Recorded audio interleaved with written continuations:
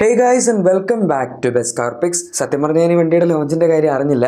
കാരണം 19-ാം തീയതി നമ്മുടെ ഡസ്റ്ററിൻ്റെ പ്രൈസ് വന്നു, അതിനുശേഷം 21-ന് കുഷാക്കിൻ്റെ പ്രൈസ് വന്നു. അങ്ങനെ എല്ലാം കൂടെ ആയിട്ട് അത്യാവശ്യം നല്ല ടൈറ്റ്ലി പാക്ഡ് ആയിരുന്നു. അതിനിടയ്ക്ക് 20-ാം തീയതി ഈ വണ്ടി ഇറങ്ങിയായിരുന്നു, നമ്മുടെ പുതിയ എക്സ്റ്ററിൻ്റെ ഫേസ് ലിഫ്റ്റ്. ഇതിന് ഹ്യുണ്ടായി അങ്ങനെ പ്രത്യേകിച്ച് ഫേസ് ലിഫ്റ്റ് എന്നൊന്നും പറഞ്ഞ് വിളിക്കുന്നില്ല. ആൻഡ് അത് വളരെ നല്ല കാര്യമാണ്, കാരണം ഇതിൻ്റെ അകത്ത് ഒന്നും പ്രത്യേകിച്ച് അവർ ചെയ്തിട്ടില്ല. അതായത് എന്തിനോ വേണ്ടി തിളയ്ക്കുന്ന സാമ്പാർ എന്നുള്ളതിൻ്റെ ഉത്തമ ഉദാഹരണമാണ് ഈ വണ്ടി. ഡിസൈൻ എടുക്കുകയാണെങ്കിൽ നമുക്ക് ഫ്രണ്ട് ഡിസൈനിൽ കുറച്ച് ചേഞ്ചസ് ഉണ്ട്, പക്ഷേ DRLും ഹെഡ്ലൈറ്റും സാധനങ്ങളെല്ലാം സെയിം ആണ്.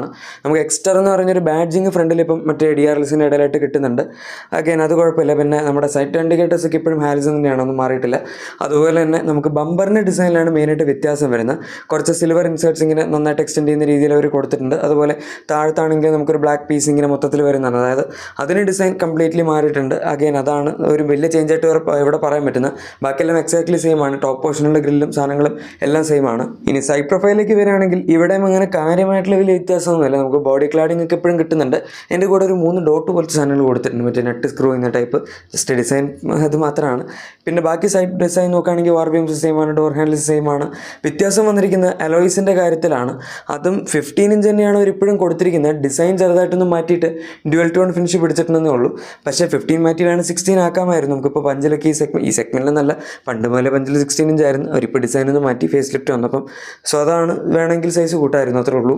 ഇനി റിയർ ഡിസൈൻ എടുക്കുകയാണെങ്കിൽ ഇവിടെയും അങ്ങനെ പ്രത്യേകിച്ച് വലിയ വ്യത്യാസമൊന്നും വരുത്തിയിട്ടില്ല. ബമ്പറിൻ്റെ ഡിസൈൻ നേരത്തെ ഫ്രണ്ടിൽ പറഞ്ഞ പോലെ തന്നെ മാറ്റിയിട്ടുണ്ട്. റിഫ്ലക്റ്റേഴ്സിൻ്റെ പ്ലേസ്മെൻറ്റ് മാറ്റിയിട്ടുണ്ട്. കുറച്ച് എക്സ്ട്രാ തിക്കായിട്ടുള്ളൊരു സിൽവർ സാധനം ബാക്കിൽ കൊടുത്തിട്ടുണ്ട്. ബാക്കി ടെയിൽ ലാംപ്സിൻ്റെ ഡിസൈൻ ആയിക്കോട്ടെ, അത് കണക്ട് ചെയ്യുന്നൊരു ബ്ലാക്ക് ബാർ ആയിക്കോട്ടെ, എല്ലാം എക്സാക്ട്ലി സെയിം ആണ്. എനിക്ക് തീരെ ഇഷ്ടപ്പെടാതിരുന്ന ഇവർ കൊടുത്തിരിക്കുന്ന ഈ പുതിയ സ്പോയിലറാണ്. ഇപ്പോൾ പഞ്ചിലോ അല്ലെങ്കിൽ ബാക്കി ഏത് വണ്ടിയിലാണെങ്കിലും ഇൻറ്റഗ്രേറ്റഡ് ആയിട്ട് നല്ല നീറ്റായിട്ടുള്ളൊരു സ്പോയിലർ ആയിരിക്കും എല്ലാ കമ്പനിയിൽ നിന്നും വരുന്നത്. ഇതിപ്പോൾ ഒരു പുതിയ വെർണയിൽ ചുമ്മാ ആഫ്റ്റർ മാർക്കറ്റ് എടുത്ത് വെച്ച പോലെ ഈ വണ്ടിയിലും ആഫ്റ്റർ മാർക്കറ്റ് വെറുതെ ഒരു സ്പോയിലർ എടുത്ത് വെച്ചിരിക്കുന്ന ഒരു ഡിസൈനാണ് കൊടുത്തിരിക്കുന്നത്. ഇതിന് എനിക്ക് പേഴ്സണലി സ്യൂട്ട് ആവുന്ന പോലെ തോന്നുന്നില്ല, എന്തോ ഉണ്ട് കാണാൻ. പ്രത്യേകിച്ച് ഇങ്ങനത്തെ ഒരു മൈക്രോ SUV അല്ലെങ്കിൽ SUV പോലത്തെ ബോഡി സ്റ്റൈലിരിക്കുന്നൊരു വണ്ടിയിൽ. ഏതായാലും നേരത്തെ ഉണ്ടായിരുന്ന പോലെ നമുക്ക് roof rails, shark fin antenna, പിന്നെ ഇലക്ട്രിക് സൺറൂഫ് തുടങ്ങിയ സാധനങ്ങളെല്ലാം ഈ വണ്ടിയിൽ അവൈലബിൾ ആണ്. അതിലൊന്നും വേറെ വ്യത്യാസം വന്നിട്ടില്ല. ബൂട്ട് സ്പേസ് ആണെങ്കിലും സെയിം തന്നെയാണ്. അവർ ക്ലെയിം ചെയ്യുന്ന 391 ലിറ്റേഴ്സ് ആണ് അങ്ങ് റൂഫ് വരെ. എക്സ്റ്റീരിയർ ഇത്രേ ഉള്ളൂ. ഇനി ഇൻറ്റീരിയറിലേക്ക് വരികയാണെങ്കിൽ പുതിയ ഫേസ് ലിഫ്റ്റ് പോലെ അല്ലെങ്കിൽ അപ്ഡേറ്റഡ് ഹ്യുണ്ടായുടെ ഒരു വണ്ടി എന്നൊക്കെ പറയുമ്പോൾ നമ്മൾ കുറച്ച് ഓവർ എക്സ്പെക്ട് ചെയ്യും. പക്ഷേ അവർ കാര്യമായിട്ടൊന്നും കൊടുത്തിട്ടില്ല എന്നുള്ളതാണ് എന്നെ ഞെട്ടിച്ചത്. ഫസ്റ്റ് ഓഫ് ഓൾ സ്റ്റിയറിംഗ് വീലിൻ്റെ ഡിസൈനിൽ വ്യത്യാസമുണ്ട്, പക്ഷേ ഡിസൈനിൽ വ്യത്യാസം ഉണ്ടെന്നും പറയാൻ പറ്റില്ല. ഒരു ഫ്ലാറ്റ് ബോട്ടം ആക്കിയിട്ടുണ്ട്. അതിൻ്റെ താഴത്തുള്ള നടുവിലത്തെ സ്പോക്ക് മാറ്റി, അത് മാത്രമേ ഉള്ളൂ. ബാക്കി സൈഡിലത്തെ സ്പോക്ക്, അതിൻ്റെ അകത്തുള്ള ബട്ടൺസിൻ്റെ പ്ലേസ്മെൻറ്റ്, എല്ലാ സാധനങ്ങളും എക്സാക്ട്ലി സെയിം ആണ്. പിന്നെ ഡാഷ്ബോർഡിൽ വന്നിരിക്കുന്ന കളർ തീം ചെറുതായിട്ടൊന്ന് മാറ്റി പിടിച്ചിട്ടുണ്ട്. നേരത്തെ ഫുൾ ബ്ലാക്ക് ആയിരുന്നു, ഇപ്പോൾ അത് മാറ്റിയിട്ട് ബ്ലൂ ഉണ്ട്, ബ്ലാക്ക് ഉണ്ട്, പിന്നെ നമ്മുടെ വൈറ്റ് ഉണ്ട്. അങ്ങനെ എല്ലാത്തിൻ്റെ ഒരു കോമ്പിനേഷനാണ് വരുന്നത്. ആൻഡ് ആ നടുവിൽ AC വെൻസിൻ്റെ സറൗണ്ട് കാണുന്നത്, അതായത് ആ ബ്ലാക്ക് സാധനം, അതൊരു കാർബൺ ഫൈബർ ഫിനിഷ് പോലത്തെ ഒരു സംഭവമാണ് അവർ ഉദ്ദേശിച്ചിരിക്കുന്നത്. ഓർ അറ്റ്ലീസ്റ്റ് അങ്ങനെയാണ് അവരതിനെ വിളിക്കുന്നത്. സംഭവം ഏതായാലും പ്ലാസ്റ്റിക് തന്നെയാണ്, അതിപ്പോൾ നമുക്കറിയാം. പിന്നെ ബ്ലൂ പാനൽ നമുക്ക് എല്ലാ സ്ഥലങ്ങളും, ഒരുപാട് സ്ഥലങ്ങൾ അവർ കൊടുത്തിട്ടുണ്ട്. ഇതിപ്പം ബ്ലൂ കളർ ഇവിടുന്നൊന്നും അറിയില്ല, ചിലപ്പോൾ ഒരു വെറൈറ്റിക്ക് വേണ്ടി പിടിച്ചതായിരിക്കും. എന്തായാലും കുഴപ്പമില്ല, അത് ഓരോരുത്തരുടെ ടേസ്റ്റ് അനുസരിച്ച് ഇരിക്കുമായിരിക്കും. നിങ്ങൾക്ക് ഈ ഒരു ഡിസൈൻ ഇഷ്ടപ്പെട്ടോ ഇല്ലയോ എന്ന് താഴെ കമൻസിൽ പറയാം. ബാക്കി ഡാഷ്ബോർഡ് ലേഔട്ട് എക്സാക്ട്ലി സെയിം ആണ്, ഒരു വ്യത്യാസമില്ല. AC കൺട്രോൾസ് ആയിക്കോട്ടെ, സ്ക്രീൻ ആയിക്കോട്ടെ, വയർലെസ് ചാർജറൊക്കെ നമുക്ക് ഇപ്പോഴും അവൈലബിൾ ആണ്. പിന്നെ ബാക്കി നേരത്തെ ഉണ്ടായിരുന്ന ഫീച്ചേഴ്സ് എല്ലാം അതേപോലെ ക്യാരി ഓവർ ചെയ്തിട്ടുണ്ട്. എനിക്ക് അവർ മാറ്റും എന്ന് തോന്നിയൊരു സംഭവം പുതിയ സ്ക്രീനായിരുന്നു. ഇപ്പോഴും പക്ഷേ സെയിം പഴയ 8 ഇഞ്ചസിൻ്റെ ടച്ച് സ്ക്രീൻ തന്നെയാണ് കൊടുത്തിരിക്കുന്നത്. അത് മാറ്റിയിട്ട് 10.25 ഇഞ്ചസിൻ്റെ ആക്കാമായിരുന്നു. ഇതിൻ്റെ അകത്ത് വയർലെസ് ആൻഡ്രോയിഡ് ഓട്ടോ, ആപ്പിൾ കാർപ്ലേക്ക് സപ്പോർട്ട് ചെയ്യുന്നുണ്ട്. പക്ഷേ സ്റ്റിൽ ഇതിൻ്റെ ഒരു സൈസ് കൂട്ടുന്ന സമയമായി. പഞ്ചിൽ നമുക്ക് ഇൻഫോർടൈൻമെന്റ് സിസ്റ്റം, ഇൻസ്ട്രുമെന്റ് സിസ്റ്റം രണ്ടും 10 ഇഞ്ച് തന്നെയാണ് വരുന്നത്. പിന്നെ ഇതിൻ്റെ അകത്ത് paddle shifters, cruise control, push button start അങ്ങനത്തെ സാധനങ്ങളൊക്കെ അവൈലബിൾ ആണ്. പാഡൽ ഷിഫ്റ്റേഴ്സ് ഇതിനകത്ത് AMT ട്രാൻസ്മിഷനാണ് കൊടുത്തിരിക്കുന്നത്. സ്റ്റിൽ ഈ സെഗ്മെൻറ്റിൽ ആകെപ്പാട് കിട്ടുന്ന ഈ വണ്ടിയിൽ മാത്രമേ ഉള്ളൂ. പിന്നെ നമുക്ക് ഫ്രണ്ടിൽ സീറ്റ്സ്, അതിൻ്റെ ഡിസൈൻ എക്സാക്ട്ലി സെയിം ആണ്. ഇപ്പോഴും ഫ്രണ്ടിൽ അവർ ഇൻറ്റഗ്രേറ്റഡ് ഹെഡ് റെസ്റ്റ് തന്നെയാണ് കൊടുത്തിരിക്കുന്നത്, മാറ്റിയിട്ടില്ല. അത് മാറ്റാനുള്ള ഒരു ഹൈ ടൈം ആയിരുന്നു, പക്ഷേ മാറ്റിയിട്ടില്ല. പക്ഷേ എന്തായാലും ഫ്രണ്ടിൽ ഡ്രൈവറിന് മാത്രം ഒരു സെപ്പറേറ്റ് ആംറസ്റ്റ് കൊടുത്തിട്ടുണ്ട്. അത് സീറ്റിൽ തന്നെ ഇൻറ്റഗ്രേറ്റ് ചെയ്താണ് കൊടുത്തിരിക്കുന്നത്, ഈ പഴയ വണ്ടികളിലൊക്കെ വരുന്ന പോലെ. അഗൈൻ അതും അവർക്ക് നടുവിലൊരു പ്രോപ്പർ ഇൻറ്റഗ്രേറ്റ് ചെയ്തിട്ടുള്ള ആംറസ്റ്റ് ആയിട്ട് കൊടുത്തിരുന്നെങ്കിൽ കുറച്ചും കൂടെ ഡിസൈൻ വൈസ് ബെറ്റർ ആയിരുന്നു. ഇതിപ്പോൾ ഒരു ആഫ്റ്റർ തോട്ട് പോലെ ഉണ്ട് പെട്ടെന്ന് കാണുമ്പോൾ. ബാക്കിലത്തെ ഹെഡ് റെസ്റ്റ് എന്തായാലും അഡ്ജസ്റ്റബിൾ ആണ്. ഇത്രയൊക്കെ ഉള്ളൂ ഇതിനകത്ത് വ്യത്യാസം എന്ന് പറയാൻ. പിന്നെ നമുക്ക് നേരത്തെ ഉണ്ടായിരുന്ന ഒരു ഡാഷ് ക്യാം ഒക്കെ ഒരു ഇൻബിൾട്ടായിട്ട് കൊടുക്കുന്നുണ്ട്. പക്ഷേ ഇത് ഇവർ ഈ വണ്ടി ഇറങ്ങിയ സമയം തൊട്ട് കൊടുത്തുകൊണ്ടിരുന്ന സംഭവമാണ്, അതുകൊണ്ട് അങ്ങനെ വലിയ പുതുമയൊന്നും പറയാനില്ല. പിന്നെ സേഫ്റ്റിയുടെ കാര്യത്തിൽ എന്തായാലും ഇമ്പ്രൂവ്മെൻറ്റ് വരുത്തിയിട്ടുണ്ടെന്നാണ് ഹ്യുണ്ടായി പറയുന്നത്. സേഫ്റ്റി ഫീച്ചേഴ്സ് ഏതായാലും കൂട്ടി. നമുക്കിപ്പോൾ standard 6 air bags, ABS, EBD, പിന്നെ ഹിൽ സ്റ്റാർട്ട് അസിസ്റ്റ് അങ്ങനെ സാധനങ്ങളൊക്കെ തന്നെ അവൈലബിൾ ആണ്. പിന്നെ അതിൻ്റെ കൂടെ ഡാഷ് ക്യാം നമ്മൾ നേരത്തെ പറഞ്ഞായിരുന്നു. സോ ഓവറോൾ ഫീച്ചേഴ്സിൻ്റെ കാര്യത്തിൽ മൊത്തത്തിൽ ഇമ്പ്രൂവ്മെൻറ്റ് വന്നിട്ടുണ്ട്. പിന്നെ ഈ വണ്ടിയിൽ നമുക്ക് CNG അവൈലബിൾ ആണ്. ഇതിനകത്ത് കഴിഞ്ഞ വർഷമാണെന്ന് തോന്നുന്നു ഹൈഡ്യോ CNG എന്ന് പറഞ്ഞാൽ നമ്മളൊക്കെ പഞ്ചിലൊക്കെ കിട്ടുന്ന പോലെ ട്വിൻ സിലിണ്ടർ ടെക്നോളജിയിൽ അതേ CNG അവർ കൊടുത്തിട്ടുണ്ട്. നമുക്ക് താഴെ സ്പെയർ വീൽ മൗണ്ട് ചെയ്തിട്ടുണ്ട്. പക്ഷേ ട്വിൻ സിലിണ്ടർ CNG ടാങ്കാണ് വരുന്നത്. അതുകൊണ്ട് തന്നെ ബൂട്ട് സ്പേസിൽ വലിയ കോംപ്രമൈസ് ഒന്നും വരുന്നില്ല. അഗൈൻ പഞ്ചിലുള്ള സെയിം സംഭവമാണ്, അങ്ങനെ പ്രത്യേകിച്ച് പറയാനൊന്നുമില്ല. ഇതിൻ്റെയും CNG പഞ്ച് നിങ്ങൾ നോക്കുന്നുണ്ടെങ്കിൽ കൺസിഡർ ചെയ്യാൻ പറ്റുന്ന ഒരു ഓപ്ഷൻ തന്നെയാണ്.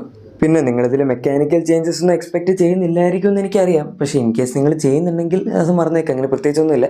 നമുക്ക് same 1.2 litre 4 cylinder NA petrol engine തന്നെയാണ് കിട്ടുന്നത്. ഏകദേശം 83 പീസ് പവർ 114 Nm ടോർക്കിൻ്റെ അടുത്താണ് ജനറേറ്റ് ചെയ്യുന്നത്. 5 സ്പീഡ് മാനുവൽ ഉണ്ട്, 5 സ്പീഡ് AMT ട്രാൻസ്മിഷൻ ഉണ്ട്. പിന്നെ ഈ സെയിം എഞ്ചിനോട് തന്നെയാണ് നമുക്ക് ഇവരുടെ ഹൈഡ്യോ CNG എന്ന് പറഞ്ഞ ട്വിൻ സിലിണ്ടർ CNG സംഭവമൊക്കെ കിട്ടുന്നത്.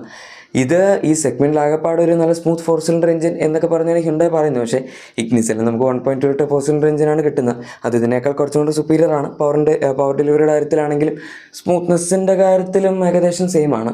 പക്ഷേ പവറിൻ്റെ കാര്യത്തിൽ ഈ വണ്ടി പഞ്ചിനൊക്കെ കുറച്ചുകൂടി ബെറ്റർ ആണെന്നേ ഉള്ളൂ. ഓവറോൾ പിന്നെ വൈബ്രേഷൻസ് ഒക്കെ കുറവാണ്. അതാണ് ഇതിൻ്റെ ഒരു പ്ലസ് പോയിന്റ് ഉള്ളത് പഞ്ച് വെച്ച് നോക്കുമ്പോൾ. ഇനി ഇത് ജസ്റ്റ് അൺവെയിൽ നല്ല പ്രോപ്പർ ലോഞ്ച് ആയതുകൊണ്ട് തന്നെ എൻ്റെ വേരിയൻസ് എല്ലാം നമുക്കറിയാം, എന്തൊക്കെയാണ് പ്രൈസ് എന്നും അറിയാം. സോ ബേസിക്കലി ഇത് ഇഷ്ടംപോലെ വേരിയൻസ് ഉണ്ട്. റേഞ്ച് സ്റ്റാർട്ടിങ് HX2 മുതലാണ്. പിന്നെ HX3, HX4, HX6, HX8 അതുപോലെ HX10 തുടങ്ങിയ വേരിയൻസ് നമുക്ക് അവൈലബിൾ ആണ്. ഏതൊക്കെ വേരിയൻസ് എങ്ങനെയൊക്കെയാണ് കിട്ടുന്നത് എന്നുള്ളതൊക്കെ നിങ്ങൾക്ക് ഇപ്പോൾ ഇവിടെ കാണാം. AMT വേരിയൻ്റ് അവർ ഏതായാലും സെക്കൻഡ് ബേസ് പോലെ തന്നെ കൊടുക്കുന്നുണ്ട്. മാനുവൽ ആണെങ്കിൽ 5.8 ലാക്സിൽ സ്റ്റാർട്ട് ചെയ്ത് മാക്സിമം 8.35 ലാക്സ് വരെ പോകുന്നുണ്ട്. AMT ആണെന്നുണ്ടെങ്കിൽ 6.9 ലാക്സിൽ സ്റ്റാർട്ട് ചെയ്ത് 9.42 ലാക്സ് വരെയാണ് പ്രൈസ് പോകുന്നത്. ഇനിയിപ്പോൾ CNG ആണെങ്കിൽ മാനുവൽ മാത്രമേ ഉള്ളൂ. പഞ്ചിൽ നമുക്ക് AMT ഓട്ടോമാറ്റിക്കിൻ്റെ കൂടെ CNG കിട്ടുന്നുണ്ട്. അത് പഞ്ചിൻ്റെ അഗൈൻ ഒരു പ്ലസ് പോയിന്റ് ആണ്. പക്ഷേ നമുക്കിവിടെ CNG ഏകദേശം 7 ലാക്സിൽ സ്റ്റാർട്ട് ചെയ്ത് 9.41 ലാക്സ് വരെയാണ് പോകുന്നത്. ഇതിൻ്റെ പ്രൈസ് നമ്മൾ ഡയറക്റ്റ്ലി പഞ്ച് വെച്ച് കമ്പയർ ചെയ്യുകയാണെങ്കിൽ ബേസിക് വേരിയൻസ് ഒക്കെ ഓൾമോസ്റ്റ് സിമിലർ ആണ്. ടോപ്പ് എൻഡും ആക്ച്വലി സിമിലർ ആണ്. പഞ്ച് ജസ്റ്റ് ഒരു 15,000 രൂപ എക്സ്ട്രാ കൊടുക്കണമെന്നേ ഉള്ളൂ. ആ 15,000 രൂപ എക്സ്ട്രാ കൊടുക്കുന്നതിൽ നമുക്കതിൽ ഇഷ്ടംപോലെ കൂടുതൽ ഫീച്ചേഴ്സ് കിട്ടുന്നുണ്ട്. പക്ഷേ അഗൈൻ നേരത്തെ പറഞ്ഞ പോലെ ബെറ്റർ സ്മൂത്ത് റിഫൈൻഡ് ആയിട്ടുള്ളൊരു എഞ്ചിൻ ഇതിൻ്റെയാണ്. പിന്നെ ഓവറോൾ ഒരു സർവീസ് എക്സ്പീരിയൻസ് ആയിക്കോട്ടെ, റിലയബിലിറ്റിയുടെ കേസ് ആണെങ്കിലും ഈ വണ്ടി കുറച്ചുകൂടെ ബെറ്റർ ആയിരിക്കും എന്ന് നമുക്ക് എന്തായാലും പറയാം. പഞ്ചിലിപ്പം ഇഷ്യൂസ് വരുന്ന കമ്പാരിറ്റീവ്ലി കുറവാണ്. അവർ ഇത്രയും വണ്ടികൾ വിൽക്കുന്നുണ്ട്. അപ്പോൾ കുറേയൊക്കെ സോർട്ട് ഔട്ട് ചെയ്തിട്ടുണ്ട്. പക്ഷേ സ്റ്റിൽ നിങ്ങൾക്കൊരു പീസ് ഓഫ് മൈൻഡ് അത്രയും ട്രസ്റ്റൊക്കെ വേണമെന്നുണ്ടെങ്കിൽ ഈ വണ്ടിയായിരിക്കും കുറച്ചുകൂടെ ബെറ്റർ. ഇനി ഇതിൻ്റെ ബാക്കി പ്രൈസ് നമ്മൾ പഴയ എക്സ്ട്രാ വെച്ച് കമ്പയർ ചെയ്യുകയാണെങ്കിൽ ആക്ച്വലി വലിയ വ്യത്യാസമൊന്നും ഒരു വരുത്തിയിട്ടില്ല. ഓൾമോസ്റ്റ് സിമിലർ പ്രൈസിംഗ് ഒക്കെ തന്നെയാണ് വെച്ചിരിക്കുന്നത്. കാരണം അങ്ങനെ കാര്യമായിട്ടുള്ള സംഭവങ്ങളൊന്നും ഇതിനകത്ത് മാറ്റിയിട്ടും ഇല്ലല്ലോ. അപ്പോൾ ആ മാറ്റിയ പ്രൈസിൻ്റെ ചിലവൊക്കെ അവർ തന്നെ അങ്ങോട്ട് എടുത്തു. അതുകൊണ്ട് പ്രൈസൊക്കെ കാര്യങ്ങളൊന്നും ഇതുവരെ നമുക്കങ്ങനെ കാണാൻ പറ്റുന്ന രീതിയിൽ വന്നിട്ടില്ല. ഇതിപ്പോൾ മൊത്തത്തിൽ ഞാൻ കുറച്ചും കൂടെ ചേഞ്ചസ് എക്സ്പെക്ട് ചെയ്തു. പ്രത്യേകിച്ച് നമുക്ക് പഞ്ചിൽ 360° ക്യാമറ ആയിക്കോട്ടെ, പിന്നെ പുതിയ സ്ക്രീൻ, പിന്നെ കുറച്ചുകൂടി ബെറ്റർ ഡിസൈൻ, കണക്റ്റഡ് ടൈലംസ്, അങ്ങനെ ഒരുപാട് സാധനങ്ങൾ കിട്ടുന്നുണ്ടായിരുന്നു. എനിവേ എന്താണ് നിങ്ങൾക്ക് ഈ വണ്ടിയെ പറ്റി തോന്നുന്നത് താഴെ കമൻസിൽ പറഞ്ഞേക്കാം. പിന്നെ നിങ്ങളുടെ എക്സിസ്റ്റിംഗ് വാഹനത്തിന് എന്തെങ്കിലും ആക്സറീസോ ക്ലീനിങ് പ്രോഡക്ട്സ് ഒക്കെ വേണമെങ്കിൽ നമ്മുടെ ഡിസ്ക്രിപ്ഷനിലെ പ്രൊഡക്ട്സ് ചെക്കൗട്ട് ചെയ്യാനും മറക്കണ്ട. വീഡിയോ ഇഷ്ടപ്പെട്ടെങ്കിൽ തീർച്ചയായും ലൈക്കും സബ്സ്ക്രൈബും ഷെയറും ഒക്കെ ചെയ്ത് നമ്മളെ സപ്പോർട്ട് ചെയ്യുക. നമുക്ക് മറ്റൊരു വീഡിയോയിൽ കാണാം. അതുവരെ thank you for watching my video and good bye.